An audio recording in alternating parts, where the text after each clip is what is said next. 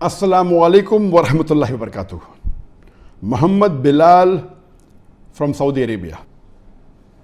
I request you to kindly give a brief description on the life history of Sheikh Rahman Azmi, alias Banke Lal, Rahimullah, a revert from Uttar Pradesh state of India, who recently passed away in Medina Al Munawwara.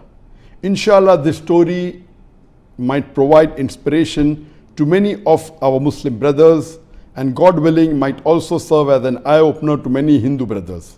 Jazakallahu khairan. Last month, the Muslim Ummah lost an important personality, Sheikh Professor Dr. Muhammad Rahman Azmi. On the 30th of July 2020, on the Yawm al-Arafah, on the 9th Dhul Hijjah, during the Zohar Azan, Sheikh Rahman Azmi was very close to me, and he was one of the first few teachers of mine as far as teachers in the Islamic deen is concerned. And I pray to Allah subhanahu wa ta'ala that may he grant him Jannat al-Firdaus al-Ala in the company of Prophet Muhammad sallallahu alaihi wasallam. Sheikh Rahman Azmi, he was the dean of the faculty of Hadith in the Islamic University of Medina. And he was also a lecturer in the Prophet's Mosque, that Masjid al-Nabawi in Medina. Who would have imagined that the person who was the dean of the faculty in the famous Islamic University of Medina and also a lecturer at the Prophet's Mosque, Masjid al-Nabawi, was born in a Hindu family in 1943, about 76 years ago, in the village of Bilaria Ganj, in Azamgarh, in the state of UP, in India.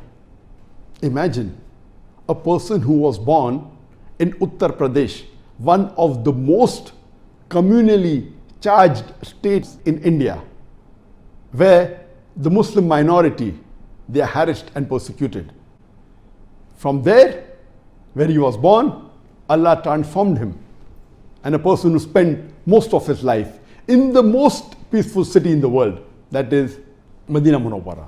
And Alhamdulillah, he died on one of the best days of the year, that is Yawm al-Arafah, during the Azan of Dhuhr time. Alhamdulillah, what a journey. Sheikh Rahman Azmi, his name was Banke Lal, and he was born in a Hindu family, and at the age of 16, he was inspired by the teachings of Islam. Mainly, he was inspired by the oneness of Allah subhanahu wa ta'ala, by the message of Tawheed in the religion of Islam. And at the age of 16, he reverted to Islam.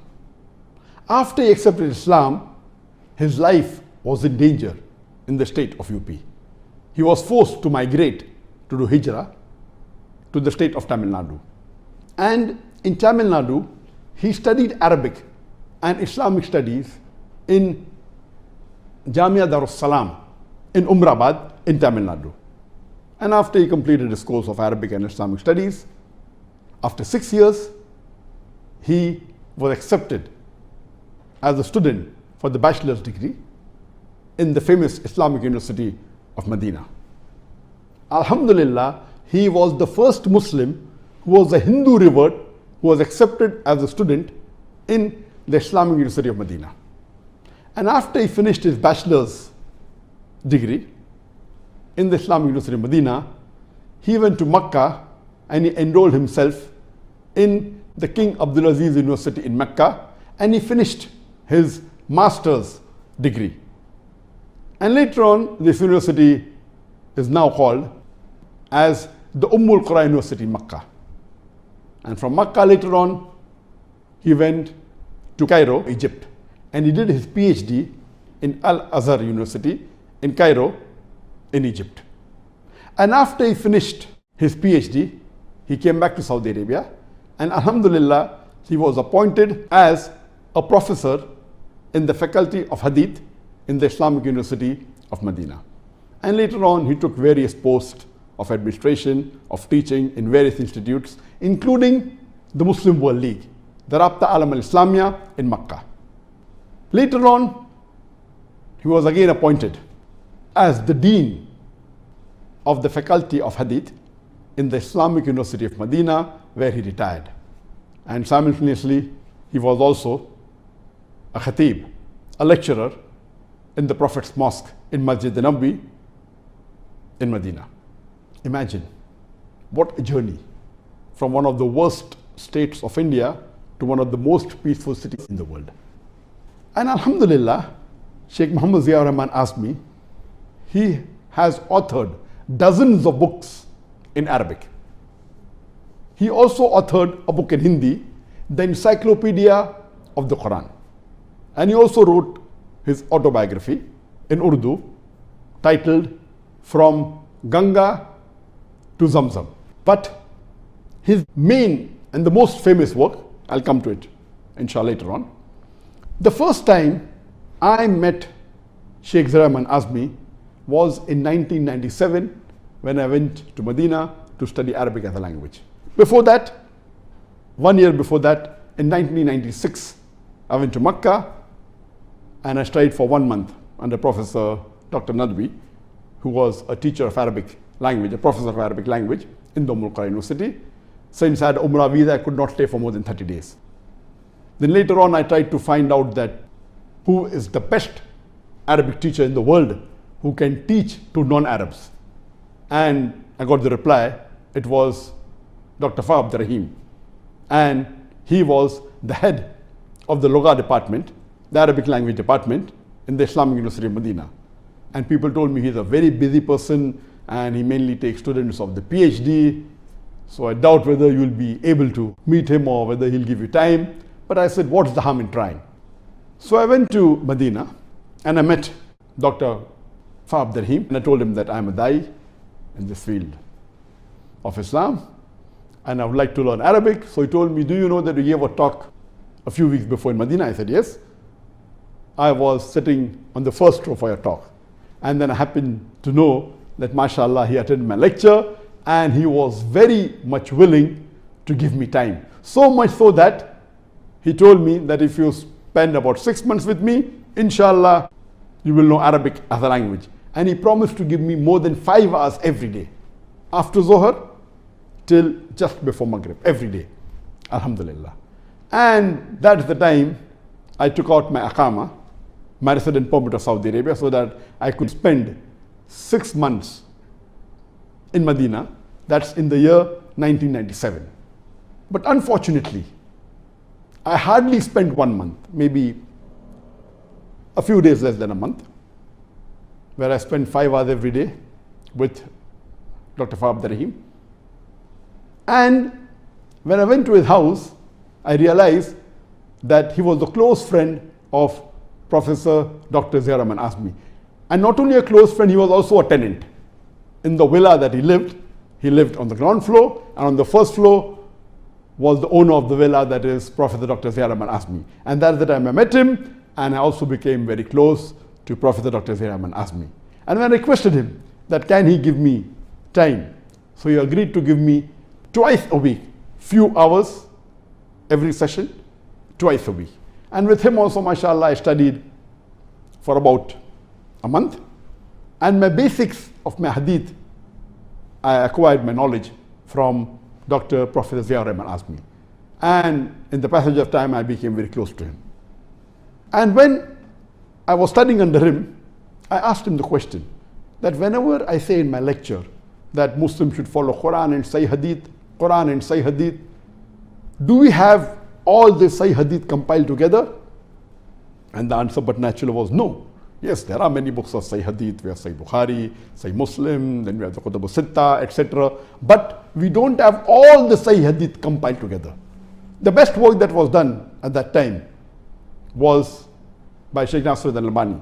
Besides the two Sahihain, Bukhari and Muslim, the remaining 4 books of the Kutub al-Sitta, that is Sunan Abu Dawud, Sunan Nisai, Tirmidhi, and Ibn Majah, Sheikh Nasruddin al-Albani, he bifurcated into Sahih and Zaif.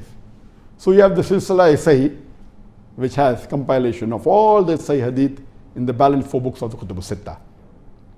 But to say that all the Sahih Hadith were compiled, many of the people tried in the past, but no one completed the project.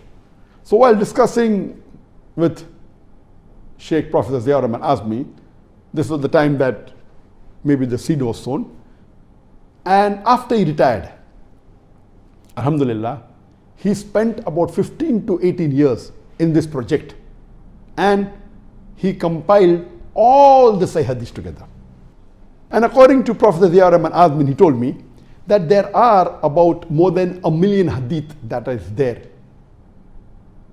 If you remove all the duplicates, many hadiths are duplicate, the matter is the same, the chain of narrators are different, or maybe the matan, the matter differs very slightly. So if you remove the duplicate hadith, different chains, but the matter being the same, he told me there are approximately 60,000 hadith.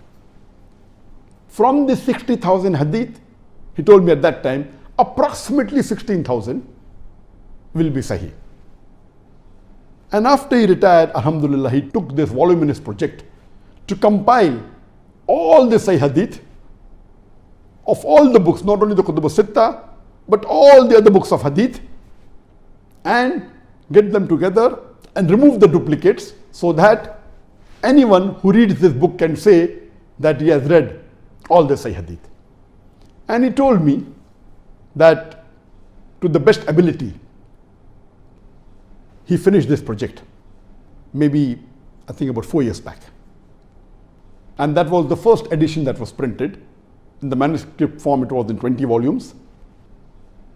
And this work was given to Darus Salam for printing. And they printed this book, which Sheikh Dr. Rahman called it as Jami Kamil. The full name is Al-Jami Al-Kamil Fil Hadith As-Sahih Al-Shamil. This is the complete name. Short form is Jami Kamil, we say. But the full name is Al-Jami Al-Kamil Fil Hadith As-Sahih Al-Shamil. This is the complete name. And it was printed in 12 volumes by Darus Salam, the Arabic.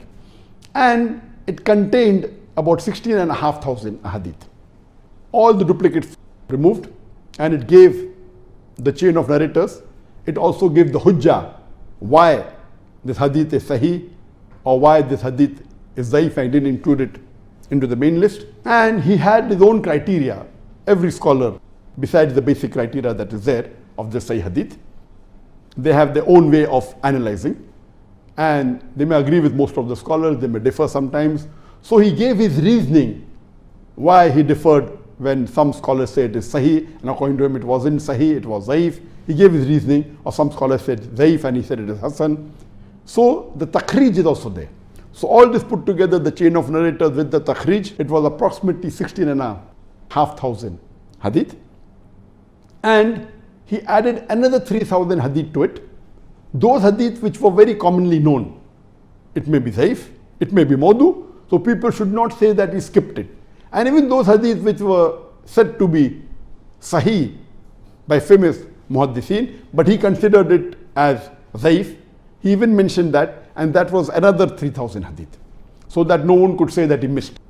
And I could say that alhamdulillah, if not 100%, we can safely say that more than 95% of all the sahih hadith that is available has been compiled in this Al-Jami Kamil. Alhamdulillah, it was a voluminous work. And later on, in the next 2 or 3 years, he spent in revising that. And recently, mashallah, just a few months back, the second revised edition has been printed of this Al-Jami Al-Kamil in Pakistan. But this time, the lettering is a little bit bigger, so it is in 19 volumes. And alhamdulillah, I requested him that why doesn't he make a condensed version, a mukhtasar Al-Jami Kamil, so that it can be translated. Because the main book is good for scholars and for researchers, but for normal layman, they are not so much bothered about the takhrij, they are more bothered about the hadith. So he agreed, and he also made a mukhtasar Jami Kamil in 5 volumes, which doesn't have the takhrij, which only has the sanad of the hadith and the hadith number. He may say this hadith is also there in Sahih Bukhari, hadith number so and so, also there in Sahih Muslim, hadith number so and so, also in Abu Dawud, hadith number so and so. So at the end of the hadith, he even gave the references where it's present. And the same hadith may be present in 3 books or in 4 books or in 5 books, many a time more than that, so that no one can say that these hadith have been missed. So in the Mukhtasar, the Takhrij is missing, but the complete sanad is there. And alhamdulillah, even this Mukhtasar is complete, and it's under the process of translation. And I took the onus of having it translated into English. And this project we started about 4.5 years back, after the first edition was completed, along with the Mukhtasar. And we gave it to someone who was expert in Arabic and English. And the project was for 3 years. But unfortunately, when the translation was completed, I had it checked with some other expert and I wasn't happy with the English translation, so we are re-revising it. And so far we have completed the first volume and part of the second volume. I think it will take another 1 or 2 years because I believe that the translation should be good. Unfortunately, the English translation of most of the books of hadith is not up to the standard. Most of them are poor, some are fair, some may be good, but not of excellent quality. So inshallah, we expect to complete the translation of the Mukhtasar Jami Kamil, inshallah, in the next 2 years, and we'll have it printed into English. I also requested Prophet Diyar Azmi to have the full Jami Kamil only in 1 volume without the sanad, which he disagreed. He said, we as muhaddisin, we don't believe a hadith can be without sanad. I said, let's be practical. If you want to give it to the layman or maybe a student of knowledge, to make it more compact, so that only write the name of the Sahaba who narrated it without the sanad. So finally, after many years, he agreed, and he had just started with the project of making it into 1 volume, so that it is more condensed and easier for the layman or the common Muslim to read. Unfortunately, he could not complete that 1 volume. I'm in touch with some of my common friends and with the children of Prophet Zakir Naik, and inshallah we'll try and make this Jami Kamil into 1 volume, so that we only have the main hadith with the name of the Sahaba, so that the hadith becomes much shorter and easier for a common man to read. And if we read this, we can at least say that we have read the Quran and we have read almost all the Sahih Hadith. So if it's in 5 volume now, Mukhtasar Jami Kamil, it may be in 1 volume later on. It's possible for most of the Muslims to read if they want to read. But reading all the books of Hadith is extremely difficult or next to impossible for a common man. Inshallah, we pray to Allah subhanahu wa ta'ala that may this 1 volume of Jami Kamil also come into existence very soon. But at present we have the Mukhtasar Jami Kamil, and alhamdulillah, by Allah's grace, Prophet Diyar Azmi, he gave an authority to me. He gave a letter to me saying that I have the right to translate his complete Al-Jami, Al-Kamil, Fil Hadith, As-Sahih, As-Shamil into any language what I want. And he gave me permission even for the Mukhtasar Jami Kamil to be translated. And alhamdulillah, he gave me 20 blank letters that I can give permission to any publisher to publish his original Arabic version of the Jami al-Kamil. But natural, I don't intend selling this to anyone, but natural for the benefit of the Ummah, to spread the message of the great work done by Dr. Zakir Naik. And I pray to Allah subhanahu wa ta'ala that this work that he did, it is really voluminous. Many people in the last 1400 years tried, but they could not complete it. Allah blessed him, alhamdulillah, that after he retired, he spent, along with the revision, spent approximately 20 years compiling the hadith, doing his takhrij. He had a couple of 2-3 of the PhDs who helped him in this project, but he did it single-handedly, alhamdulillah. He didn't want any other scholar or any other person to interfere. There were some students of PhD or some who passed PhD did help him in copying, that's it. But he himself wanted to do it individually. And alhamdulillah blessed him and he completed the project. Though this book is not that famous, I'm waiting for the English translation to be completed, and inshallah then we will market it better so that the whole Muslim Ummah can benefit from one of the greatest works done by late Sheikh Professor Dr. Muhammad Ziyar Azmi Rahimullah. May Allah have mercy on him, and I pray to Allah subhanahu wa ta'ala that may he grant Jannat al-Firdaus al-Ala to Sheikh Muhammad Ziyar Azmi.